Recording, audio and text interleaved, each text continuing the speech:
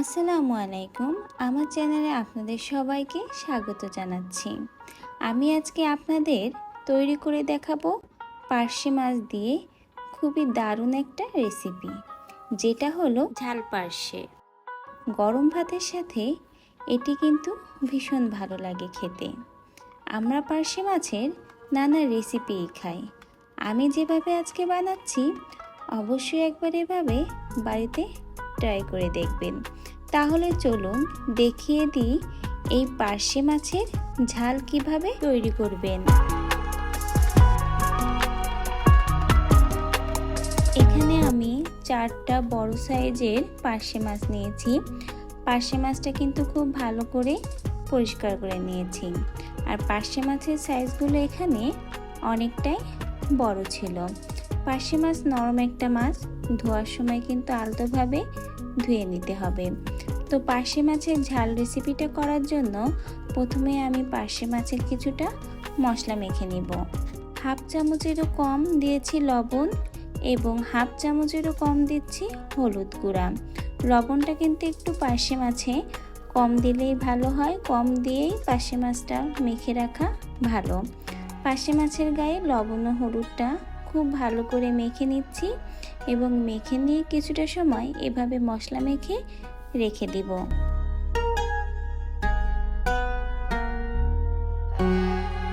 পার্শে মাছটা হালকাভাবে ভেজে নিব। এজন্য একটা প্যান খুবই ভালো করে তেল দিয়ে গরম করে নিয়েছি। পার্শে মাছটা ভাজার আগে প্যানটা কিন্তু খুব ভালো করে গরম করে নিতে হবে। এখন আমি তেলের ভিতরে পার্শে মাছগুলো দিয়ে দিব। পার্শে মাছগুলো কিন্তু খুব বেশি একটা ভাজছি না, হালকাভাবেই ভেজে নিব।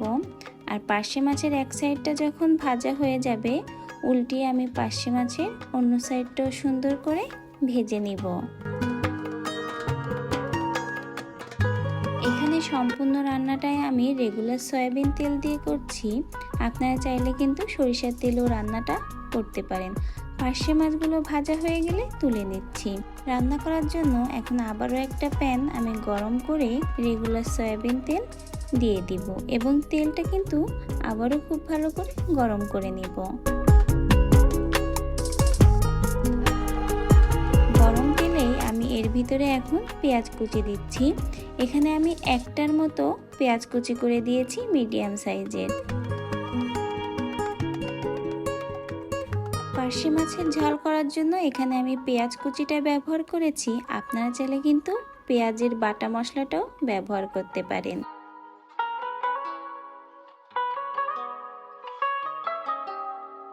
পেঁয়াজটা ভাজা হতে থাকুক, এর ভিতরে আমি একটা মশলা রেডি করে নিচ্ছি। এখানে দিয়েছি আদা এবং রসুনের পেস্ট প্রায় 2 চামচের মতো, আর দিলাম স্বাদ মতো লবণ। লবণ যেহেতু আগেই দিয়েছি কিছুটা, সেজন্য বুঝেই দিতে হবে। আর দিলাম কিছুটা হলুদ গুঁড়া। এখানে আমি আধা চামচের মতো হলুদ গুঁড়া দিয়েছি। আর দিব শুকনা ঝালের লাল গুঁড়া। এখানে আমি একটু শুকনা ঝালের গুঁড়াটা বেশিই দিচ্ছি, প্রায় 1 চামচের মতো। আপনারা ঝালটা যেমন খান সেরকম বুঝেই দিবেন। আর দিচ্ছি এখানে জিরা গুঁড়া। এই শুকনা মশলাগুলোয় হালকা একটু পানি দিয়ে আমি ভালো করে একটা ব্যাটার রেডি করে নিব। মশলাটা যদি এভাবে গুলে নিয়ে পার্শে মাছের ঝালটা রান্না করেন, তাহলে কিন্তু স্বাদটা বেশি ভালো আসবে। মশলাটা খুব সুন্দর করে গুলে নিয়েছি। আর অন্যদিকে আমার পেঁয়াজটাও কিন্তু খুব ভালো করে দেখুন স্বচ্ছ বাদামি করে ভাজা হয়ে গেছে। এর ভিতরেই আমি এখন যে মশলাটা গুলে রেখেছিলাম সেই মশলাটাই দিয়ে দিব।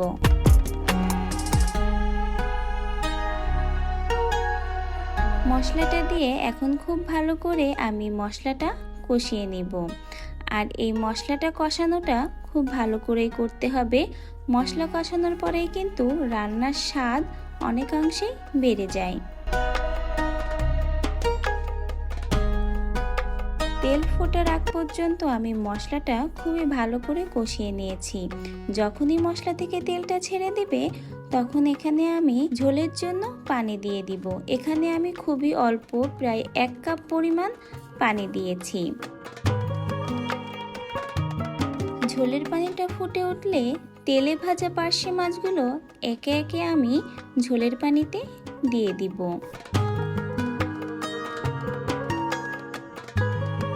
পার্শে মাছের এই ঝাল রান্নাটা যেমন সহজ, খেতেও কিন্তু ভীষণ মজার। এখন ঢাকনা দিয়ে কিছুটা সময় আমি মিডিয়াম আঁচে রেখে পার্শে মাছের ঝালটা রান্না করে নিব। পার্শে মাছগুলো এখন আমি উল্টিয়ে অন্য সাইডটাও দিব, যাতে খুব ভালো করে মশলার ফ্লেভারটা পার্শে মাছের ভিতরে ঢুকে যায়। আলতোভাবে নাড়িয়ে নিতে হবে যেন পার্শে মাছগুলো ভেঙে না যায়। আবারও ঢাকনা দিয়ে কিছুটা সময় আমি রান্না করে নিচ্ছি। রান্নাটা কিন্তু প্রায় হয়ে গেছে, আর উপরে দেখুন তেলটাও কিন্তু খুব সুন্দর করে মশলার উপরে ভেসে উঠেছে। পার্শে মাছের ঝাল কিন্তু গরম গরম ভাতের সাথে খেতে ভীষণ ভালো লাগে। তো রান্নাটা আমার হয়ে গেছে, এখন আমি চুলাটা বন্ধ করে পার্শে মাছের ঝালটা নামিয়ে সার্ভ করে নিচ্ছি। পার্শে মাছের অনেক রকম রেসিপি তো আপনারা বাসায় বানিয়ে খেয়েছেন, অবশ্যই একবার আমার এই পার্শে মাছের ঝাল রেসিপিটাও বাসায় বানিয়ে খাবেন। আশা করি বাসার সকলেই অনেক বেশি পছন্দ করবে। রেসিপিটা ভালো লাগলে লাইক কমেন্টের অনুরোধ রইল। চ্যানেলে নতুন হলে সাবস্ক্রাইব করে বেল আইকনটা প্রেস করে দেওয়ার অনুরোধ রইল। ভিডিও দেখার জন্য অসংখ্য ধন্যবাদ।